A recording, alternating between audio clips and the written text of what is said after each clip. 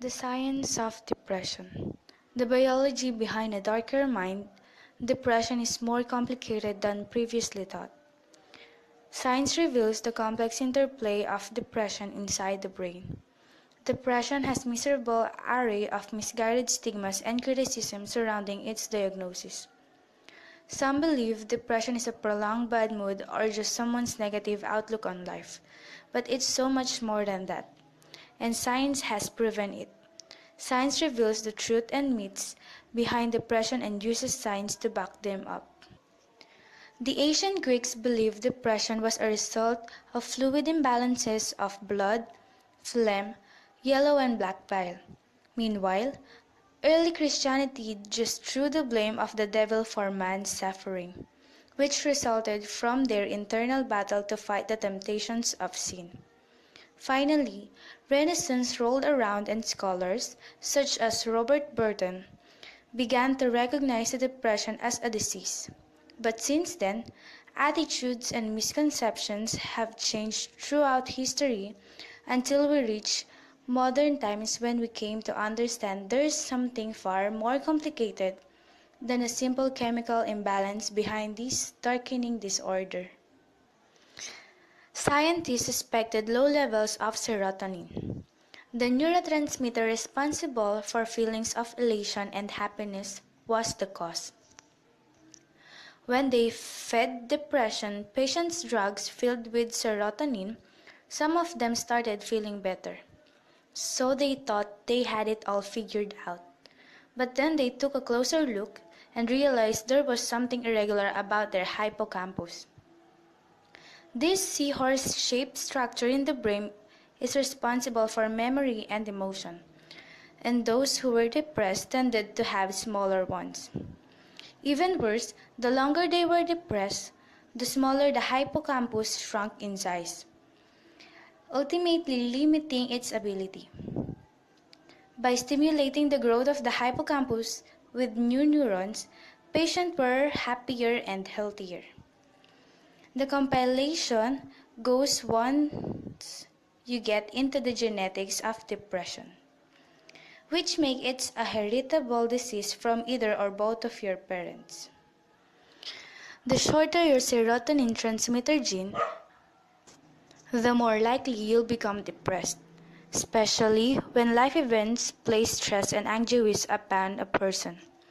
Every year, 5 to 8% of the United States adult population is depressed, which accounts for approximately 25 million people and a total of 350 million worldwide.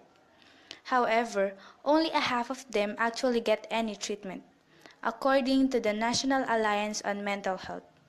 Without treatment, depression tightens its talon into the mind of millions and worsens symptoms, eventually leading to a severe levels of depression that only worsen over time.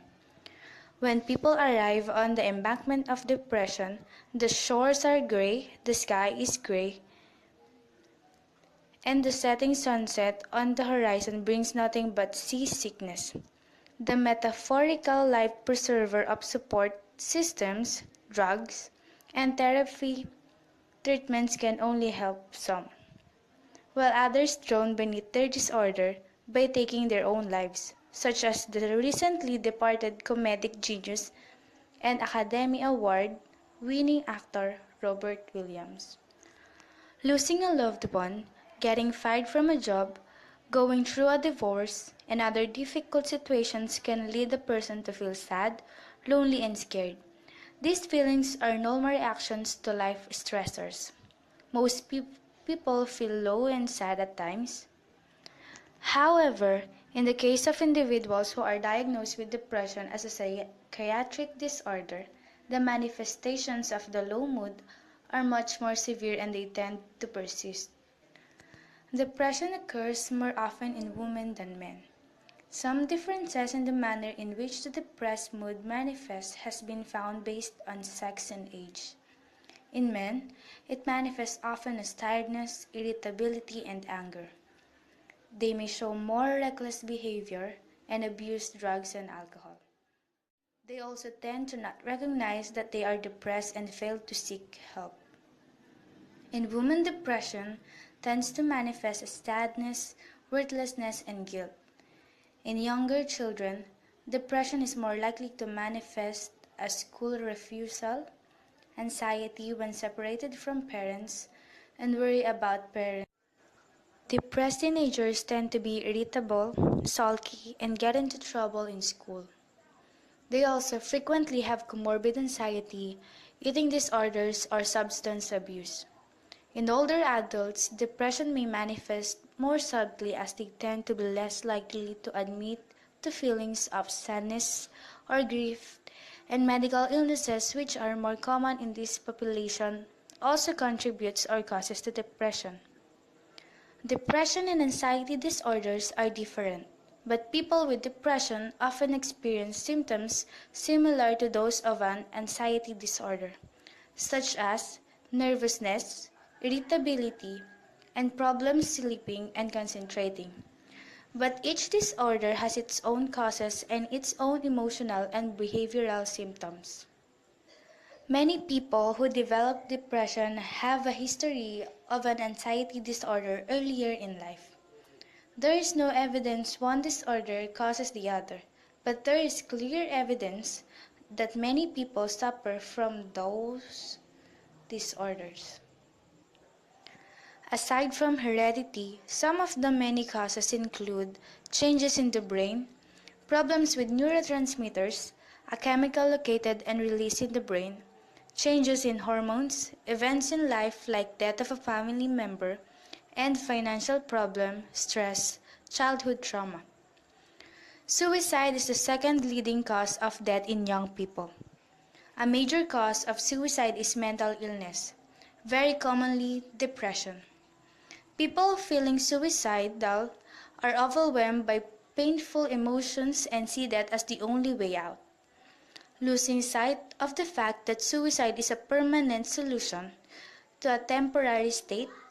Most people who try to kill themselves but live later say they are glad they didn't die. Most people who die by suicide could have been helped. An individual considering suicide frequently confides in a friend who may be able to convince them to seek treatment. When the risk is high, concerned friends and relatives should seek professional guidance. Suicide thoughts may be fleeting or more frequent passive. Example, what if I were dead? Or active, thinking of ways to kill oneself, making a plan. Preparations of death, such as giving away possessions or acquiring a gun. Suicidal thoughts may be fleeting or more frequent. Passive, example, what if I were dead? Or active, like thinking of ways to kill oneself, making a plan. Preparations for death, such as giving away possessions or acquiring a gun, are cause for great concern. A sudden lift in spirits in a depressed person can be a warning signs that they are planning to kill themselves. Any level of suicidal thinking should be taken seriously. Though, anxiety and depression is a hard battle. We have to see what and why life is important to live. Life is the most precious that God gave to us. Make a right decision. Start living your life and fight.